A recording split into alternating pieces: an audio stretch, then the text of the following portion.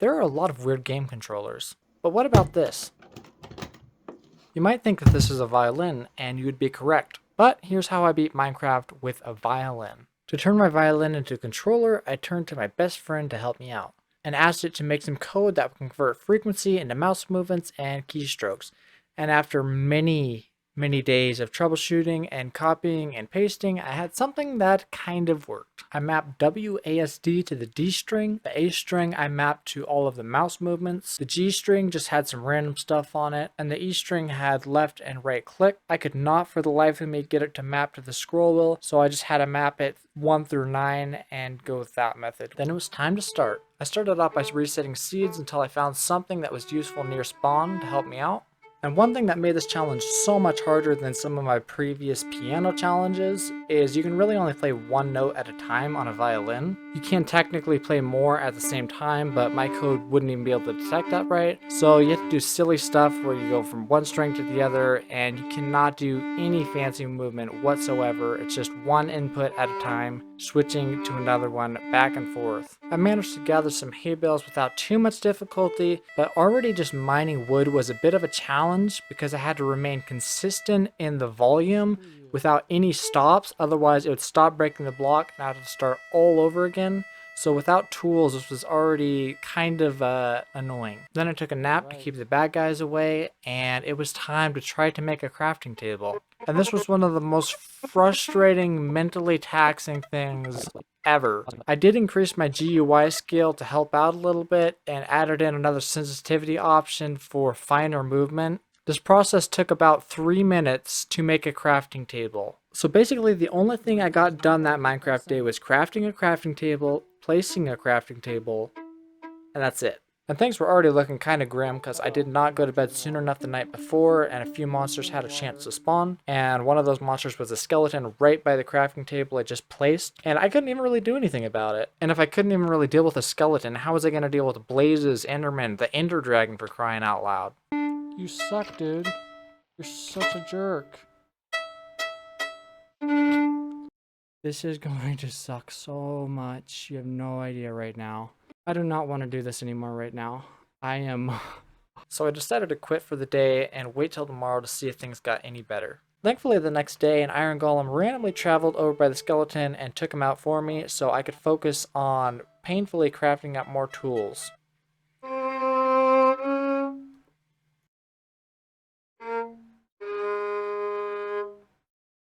And after about 5 Minecraft days, this is all I had to show for. A few tools, and that's about it.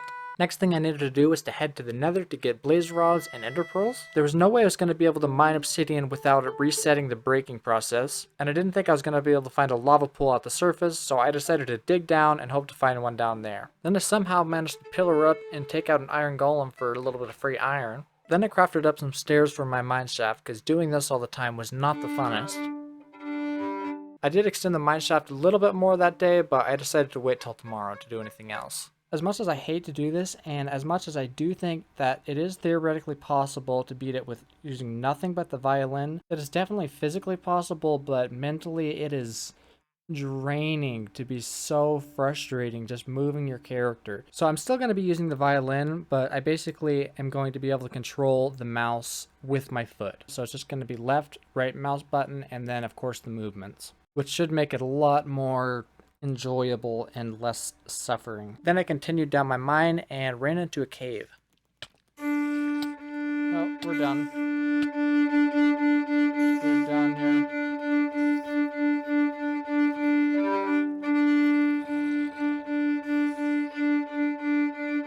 Just keep moving.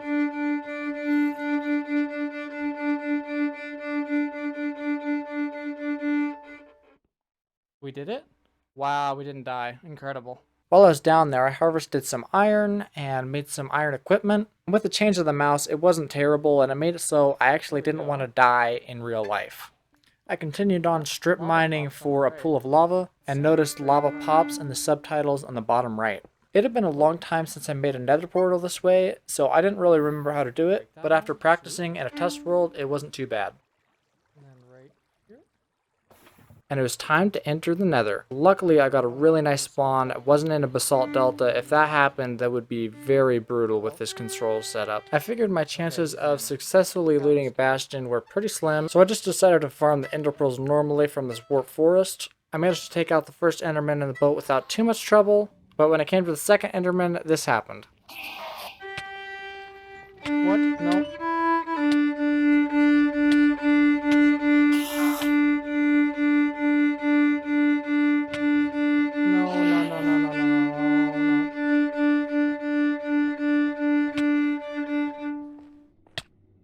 Oh my word. How did he walk directly over the boat? It was dumb on my part, but still. Thankfully, I managed to recover most of my items, but the deaths were far from over. Oh, seriously, how do you get out of the boat? I don't even know. That was not what I meant to do. I mean, I'm pretty sure we're dead from the flames. And it looks like we got quite a bit of stuff burned, which is fun. I managed to recover a decent amount of the items, but shortly after did this. Uh-oh. Oh my word. How stupid can one person be? Good grief. What am I doing? After mostly recovering from those accidents, I continued the pearl hunt, carved a hole in the mountain, and farmed some endermen. Then I thought I'd die a few more times, because that's quite fun.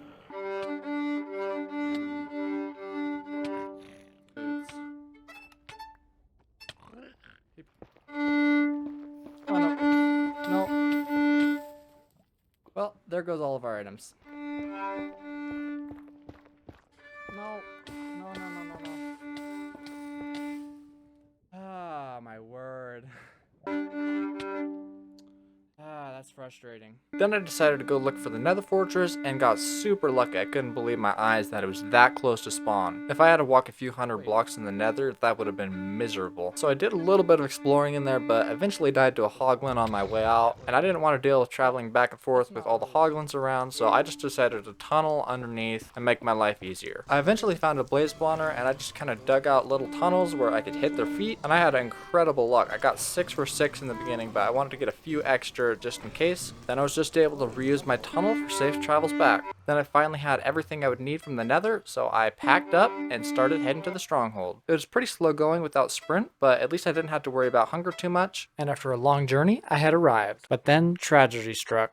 I continued through the rest of the playthrough and everything went well, except when I went to edit this video, I'm pretty sure I accidentally deleted the entire last clip. I tried recovering it, but I couldn't, so here is my best recreation of what happened. I built a little house to store some items down as I did a few scout missions. I dug straight down and almost fell directly into a lava pit. It took me quite a few scouting trips to finally find the end portal room. I wanted to one-cycle the Ender Dragon with some beds, but I wasn't sure if I was going to be able to do it, so I hopped onto a practice world to see if I could do it, and it didn't look promising. I did okay, but I didn't feel confident with it, so I decided to take out the end crystals as usual.